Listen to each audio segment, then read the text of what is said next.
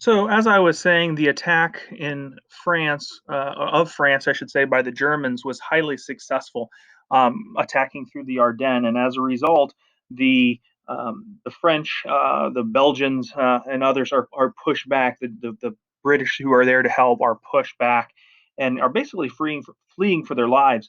One of the actually fascinating stories to tell of this era was the idea that the allies who were fleeing, many of them fled to a place called Dunkirk. And Dunkirk is actually along the coast, along the English Channel.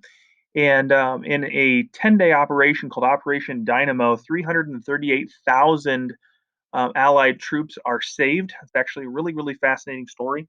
The only downside of the fascination of this is the fact that it's one of the crowning achievements of the early war for France, even though technically it is in retreat, which is fairly sad if you think about it. After this retreat in Operation Dynamo, France is going to be captured. They're actually not only attacked in the north, kind of a more of a story that's not told as often as the Italians were actually attacking in the southern part of France as well. And so it led to the capture of Paris by mid June 1940. And with that, the Germans forced the French to surrender, where France is actually at that point considered occupied France. That's what we call France from basically mid June 1940 till mid 1944 with uh, the attack in Normandy. We refer to France as occupied France, which means that it is now occupied by the Germans.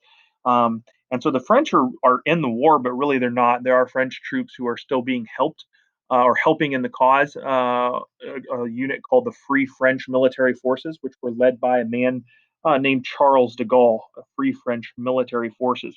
But really, for the Allies, all that's left at this time is now Britain.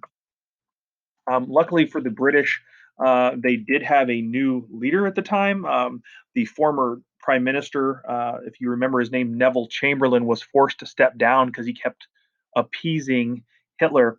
And in this continual appeasement, the British were not impressed. And as a result, they turned to new leadership. And this new leader that they turned to, his name is Winston Churchill.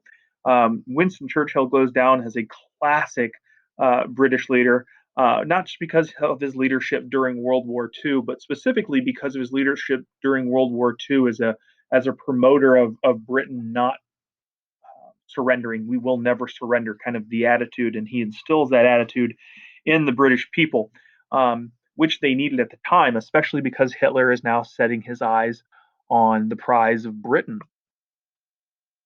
His game plan for attacking Britain itself is actually given name. It's called Operation Sea Lion. This attack on Britain is actually not going to be an outright invasion. It's actually going to start with a continual bombing of Britain with the Nazi Air Force called the Luftwaffe or Luftwaffe.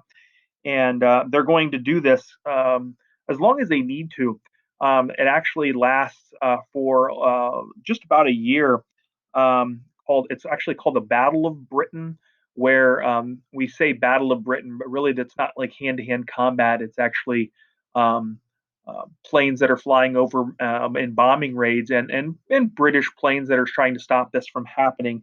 But it starts out every single day, and eventually it actually becomes nightly raids because the Luftwaffe has more cover by darkness, which works out in their favor. But they do this, as I said, for nearly a entire year, which is crazy to think about that.